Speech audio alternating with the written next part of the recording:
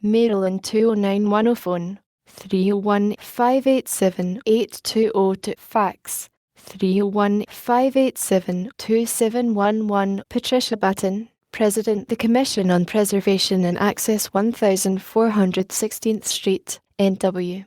Suite 740 Washington, DC 20036 2217 phone, 202-939-3400 fax, 202-939-3407 email, cpa@guam.bitnet Howard Besser Centre Canadian Architecture, Canadian Centre for Architecture, 1920, Rubel, Montreal, Quebec H3H2S6 Canada phone, 514-939-7001 fax, 514-939-7020 email, howard@list.pit.edu Edwin D. Brown Rigg, Executive Director MEMEX Research Institute 422 Bonita Avenue Roseville, California 95678 phone, 916-784-2298 fax,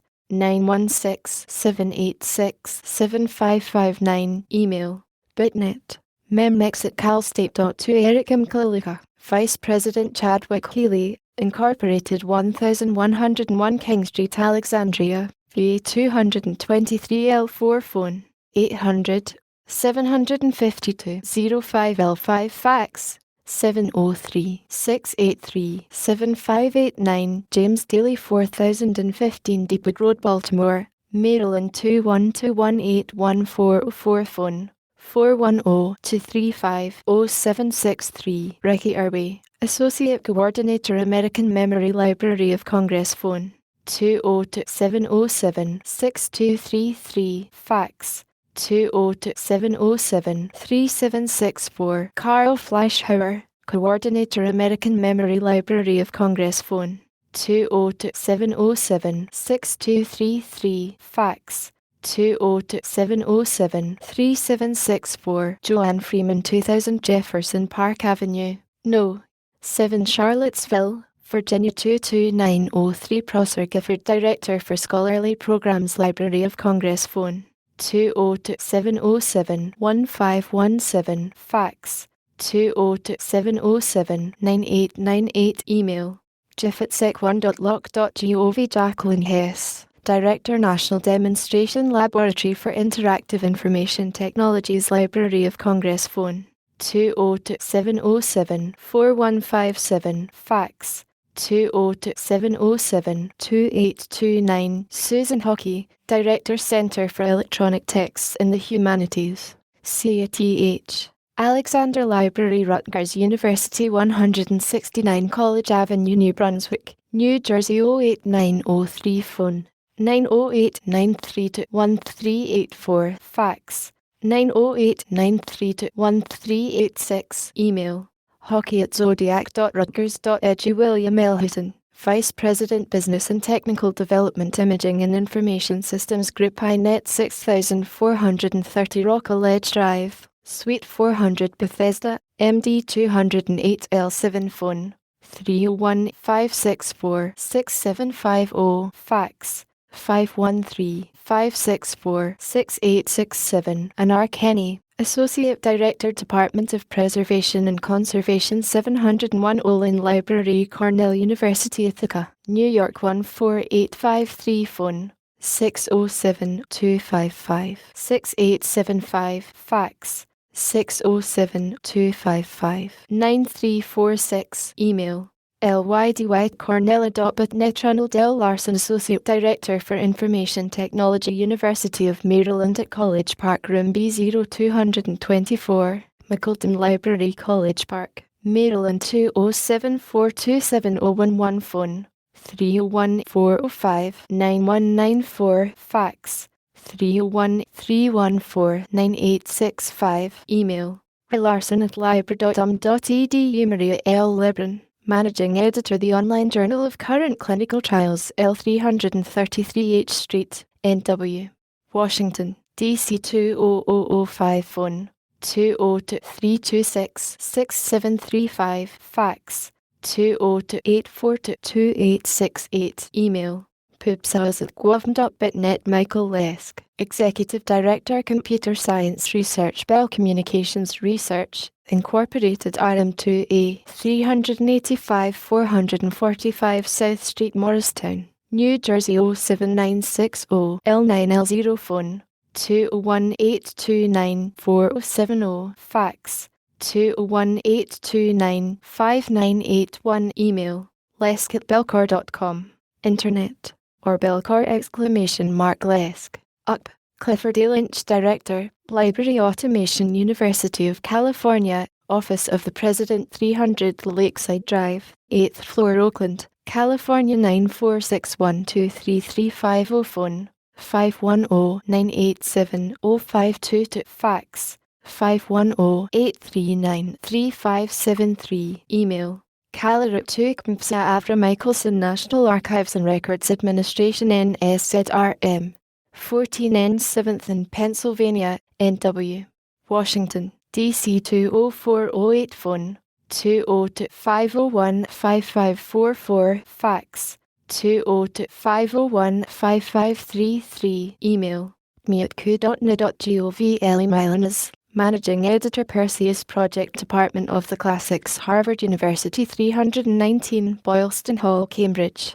Massachusetts 02138. Phone 617-495-9025, 617-495-0456. Direct fax 617-496-8886. Email elliot@icaros.harvard.edu or elliotwjh12.harvard.edu. David Woodley, Packard Humanities Institute, 300 2nd Street, Suite 201, Los Altos, California 94002. Phone 415-948-0150. PHI. Fax 415-948-5793. Lynn Capersonius, Assistant Director, Cornell Information Technologies for Scholarly Information Sources, 502 Lynn Library, Cornell University, Ithaca, New York 14853. Phone 607-255-3393. Fax 607-255-9346. Email jrn@cornell.bitnet. Mary Beth Peters, Policy Planning Advisor to the Register of Copyrights, Library of Congress Office, LM 403. Phone 202-707-8350. Fax 202-707-8366. C. Michael Sparberg, McQueen Editor, Text Encoding Initiative, Computer Center, M/C135, University of Illinois at Chicago, Box 6998, Chicago, Illinois 60680. Phone 312-413-0317. Fax 312-996-6834. Email u35395@ucm.cc.tic.edu or u35395@ucm.bitnet. George Arthoma,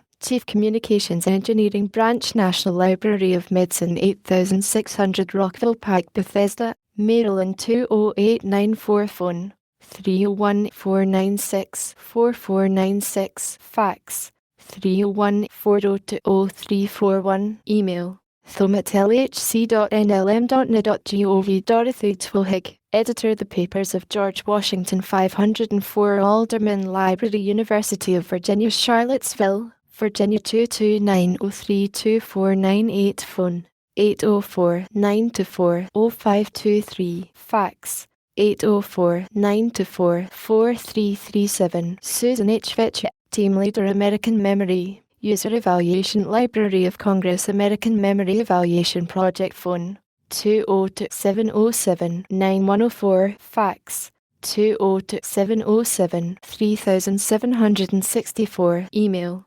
svek@sec1.loc.gov. Donald J. Waters, Head Systems Office, Yale University Library, New Haven, Connecticut 06520. Phone 203-432-4889. Fax 203-432-7231. Email dwaters@ulafm.bitnet or dwaters@ulafm.ec.yale.edu. Stuart Weibel, Senior Research Scientist, OCLC 6565 France Road, Dublin, Ohio 43017 phone, 614, 764, 608 fax, 614-764-2344 email, internet, stuart@sch.occult.org. Robert Jesich, Special Assistant to the Associate Librarian for Special Projects, Library of Congress phone, 202-707-6233 fax, 202-707-3764 email, rizik@sec1.loc.gov. Judith A. Zidder, Coordinator, National Agricultural Text Digitizing Program, Information Systems Division, National Agricultural Library, 10301 Baltimore Boulevard, Beltsville, Maryland, 207052351 phone, 301-504-6813 or 504-5853 fax, 301-504-7473 email, internet, zidar@astra.arsuzda.gov. Observers, Helen Iga Era, Program Officer, Division of Research, Room 318, National Endowment for the Humanities, 1100 Pennsylvania Avenue, NW, Washington, DC 20506 phone, 202-786-0358 fax, 202-786-0243 Ellen Blanton, Deputy Director, National Demonstration Laboratory for Interactive Information Technologies, Library of Congress phone, 202-707-4157 fax, 202-707-2829 Charles M. Dollar, National Archives and Records Administration, NSZRM, 14N 7th and Pennsylvania, NW, Washington, DC 20408 phone, 202-501-5532 fax, 202-501-551 Jeffrey Field, Deputy to the Director, Division of Preservation and Access, Room 802, National Endowment for the Humanities, 1100 Pennsylvania Avenue, NW, Washington, DC 20506 phone, 202-786-0570 fax, 202-786-0243 Lauren Garson, American Chemical Society Research and Development Department, 1155 16th Street, NW, Washington, DC 20036 phone, 202-872-4541 fax, email, internet, lrg96attacks.org. William M. Holmes, Jr., National Archives and Records Administration, NSZRM, 14N 7th and Pennsylvania, NW, Washington, DC 20408 phone, 202-501-5540 fax, 202-501-5512 email, holmes@american.edu. Spelling Martin Information Resource Management, 20030 Doolittle Street, Gaithersburg, Maryland, 20879 phone, 31924-1803 Michael Newman,